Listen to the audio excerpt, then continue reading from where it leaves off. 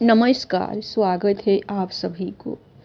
आज की विषय है मकर संक्रांति व्रत कथा। पुराणों के मुताबिक सूर्यदेव और शनि महाराज में बैर था, क्योंकि सूर्यदेव ने अपनी पत्नी छाया को अपनी दूसरी पत्नी संज्ञा के पुत्र यमराज से भेदभाव करते देख लिया था। सूर्यदेव ने इस बात से नाराज हो गए और उन्होंने शनिदेव को उनकी माता छाया से अलग कर दिया था। इस बात से छाया बेहद क्रोधित हुई और उन्होंने क्रोध में आकर सूर्यदेव को कुष्ठ रोग का श्राप दे दिया था। सूर्यदेव छाया के श्राप से कुष्ठ रोग से पीड़ित हो गए थे। क्रोधित सूर्यदेव ने शनिदेव का घर जला दिया। घर जलने से शनिदेव और उनकी माता को काफी कष्टों का सामना करना पड़ा। सूर्यदेव को उनकी दूसरी पत्नी के पुत्र यमराज ने काफी समझाया था कि सूर्यदेव माता छाया और शनि के साथ ऐसा व्यवहार न करे। उनके समझाने के बाद सूर्यदेव खुद शनिदेव के घर पहुंचे। शनिदेव कुंभ में रहते थे। शनिदेव का पूरा घर जल चुका था और उनके पास केवल काले तिल ही थे। शनिदेव ने उन काले तिलों से ही अपने पिता सूर्यदेव की पूजा की। तब सूर्यदेव ने प्रसन्न होकर शनिदेव को आशीर्वाद दिया कि मकर राशि, जो कि शनि का दूसरा घर है, उनके आने से धन धान्य हो जाएगा। यही वजह है कि शनिदेव को तिल बेहद प्रिय है।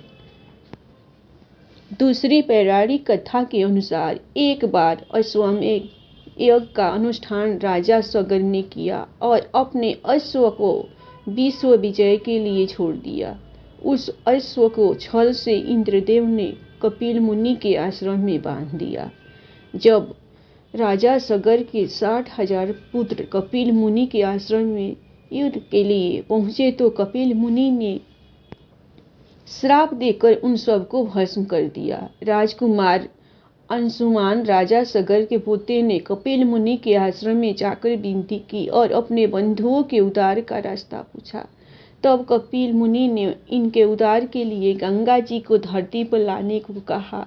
राजकुमार अंशुमान ने तय किया कि जब तक गंगा माँ धरती पर नहीं आ जाती तब तक उनके वंश का कोई भी राजा चैन से नहीं रहेगा। राजकुमार अंशुमान ने गंगा जी को धरती पर लाने के लिए कठिन तप किया और उसी में अपनी जान दे दी। भागीरथ राजा दिलीप के पुत्र और अंशुमान के पौत्र थे। इसके बाद घोर तपस्या करके राजा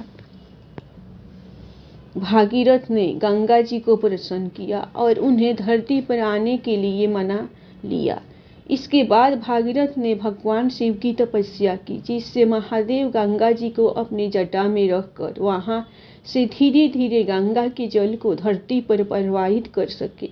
भागीरथ की कठिन तपस्या से प्रसन्न होकर भगवान शिव ने उन्हें इच्छित वर दिया। इसके बाद महादेव के जटा में समाहित होकर गंगा जी धरती के लिए प्रवाहित हुई।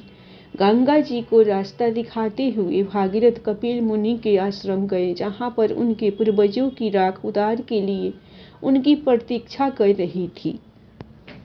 कहते हैं कि गंगा जी के पावन जल से भागीरथ के पूर्वजों का उद्धार हुआ।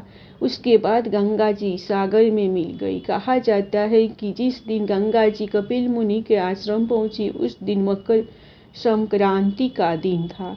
कहते हैं कि इस कारण ही इस दिन श्रद्धालु गंगा स्नान करते हैं। धन्यवाद। आप लोगों को मकर संक्रांति की कथा पसंद आई होगी तो आप लोग दिल खुलकर लाइक सब्सक्राइब जरूर कीजिए।